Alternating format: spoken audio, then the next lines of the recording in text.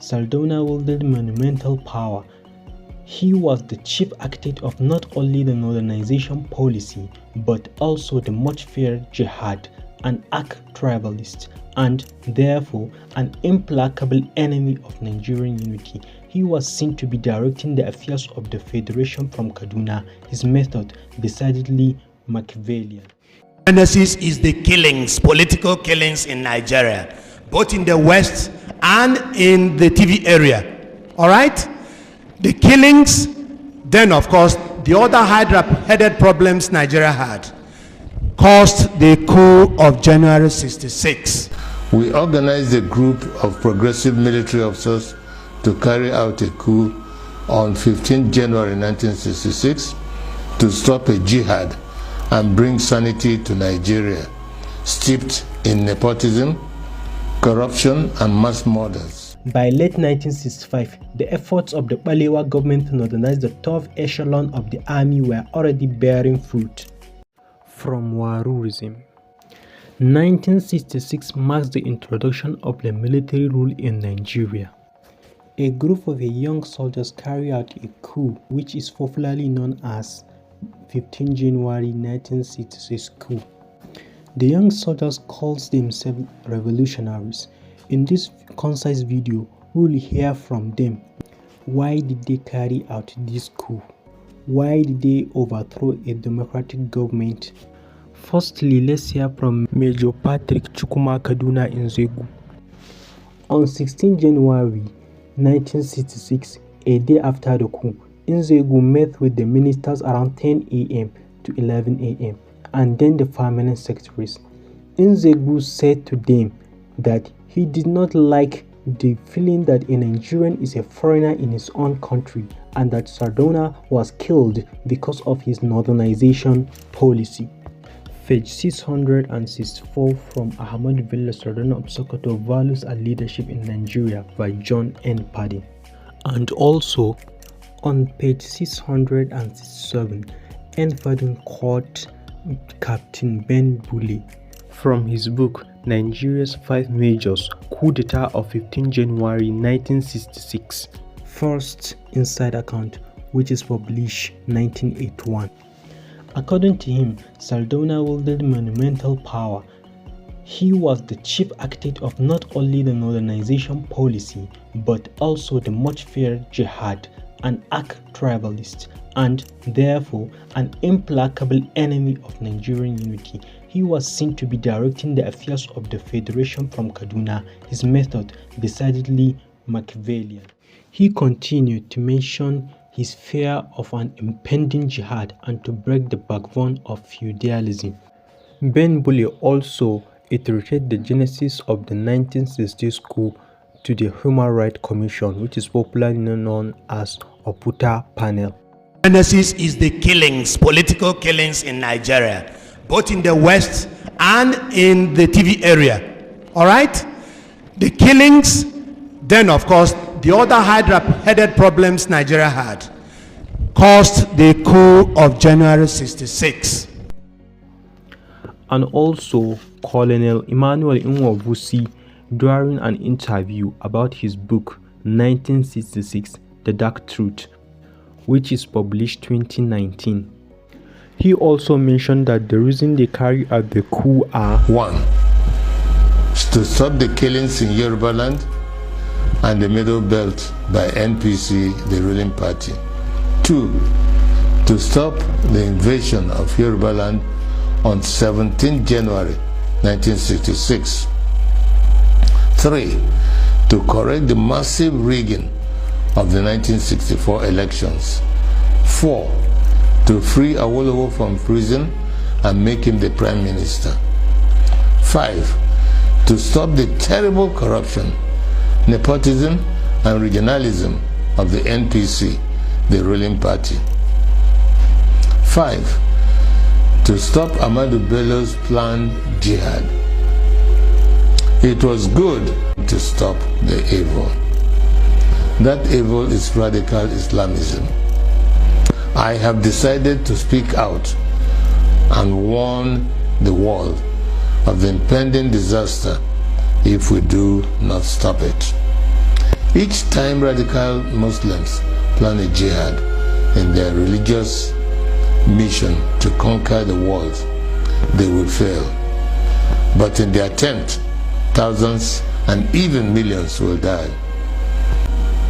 At this point, let me differentiate between peaceful, law-abiding Muslims and radical Muslims who want to kill others, to force their religion on them.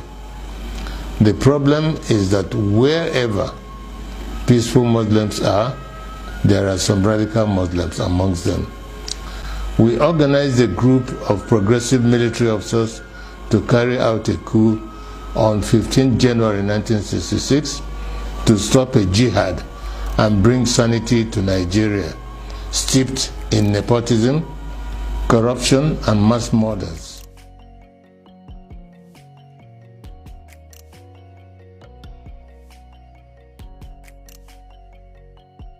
Concisely, they killed SARDAUNA because of jihad, northernization, and corruption. First, let us start from the jihad. It is essential to know that SARDAUNA was not following the path that Danfodio followed, that's the Qadiriya. This means that he is not a Sufist. On page 105, N. Padden stated that there is no real evidence that Ahmadu ever did the Qadiriya litanies. And on page 565, he added that the SARDAUNA was never initiated into Qadiriya. In Qadiriya, the wurdi is done individually, and there is no evidence that SARDAUNA did wurdi. As we establish the fact that SARDAUNA is not following the path of the Sufis, now let's see his relationship with Saudi Arabia to understand the sect that he is following.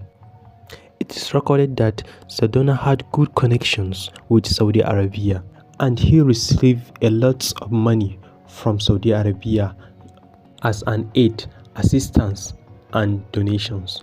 It is known that Saudi adhered to the practice of Wahhabism.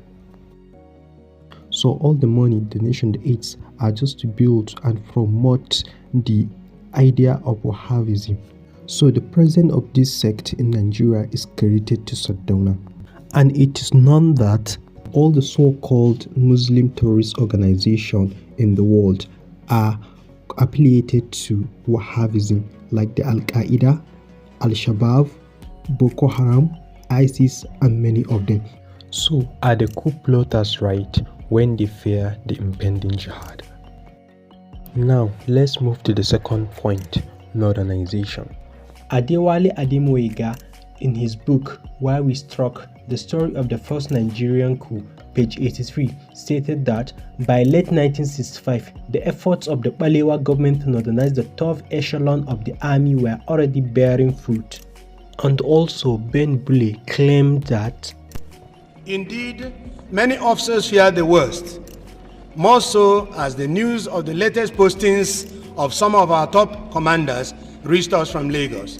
The GOC General Guironsi and Igbo was to go on indefinite leave at the behest of the Defense Ministry. Lieutenant Colonel Hilary Njoku, another Igbo, was to relinquish the command of the 2nd Battalion, based at Ikeja near Lagos, to Lieutenant Colonel Yakubu Gawan, a northerner from Pankshin, and proceed to Kaduna to take over the command of NMTC. It was evident that by this arrangement, the southern command of the Nigerian army was to fall almost entirely into the hands of the NPC. What with Brigadier Zach Mamalari, a northerner, commanding the Lagos-based 2nd Brigade, Lieutenant Colonel Yakubu Gawan presiding over the said 2nd Battalion at Ikeja, and Lieutenant Colonel Lajima, also a northerner, commanding the Ibadan-based battalion. Now, let's hear the famous interview with SARDAUNA in 1964 about modernization policy.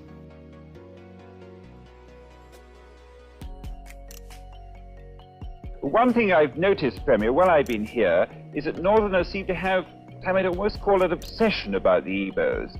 Could you perhaps explain that to me? Well, the Igbos are more or less the type of people whose desire is mainly to dominate everybody. If they go to a village, to a town, they want to monopolize everything in that area.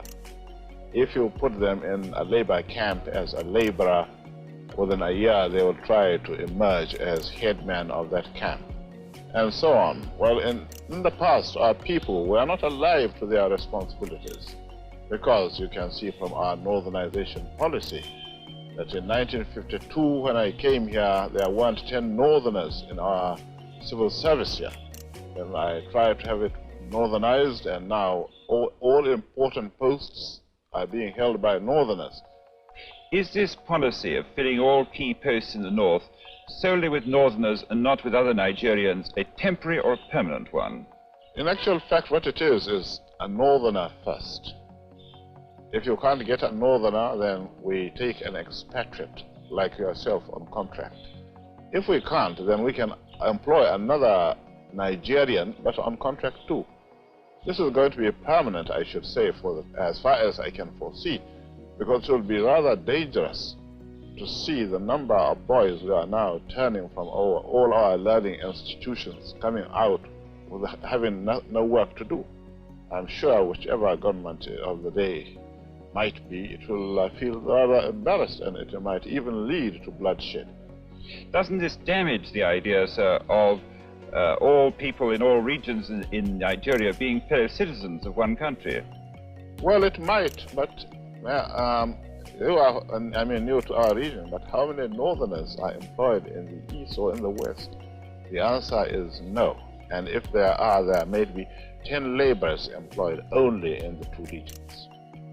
During the First Republic, all the 3 regions, later on 4 regions, had their own civil service. So the northernization that the coup plotters are talking about is at the federal government level, where promotion and appointments are based on favoritism, nepotism, and regionalism, instead of merit.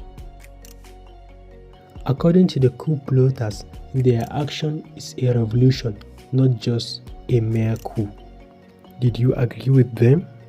Keep in touch to hear more about SARDAUNA, the North, and Nigeria as a whole. Enjoy your time from WARURISM, a Northern creed.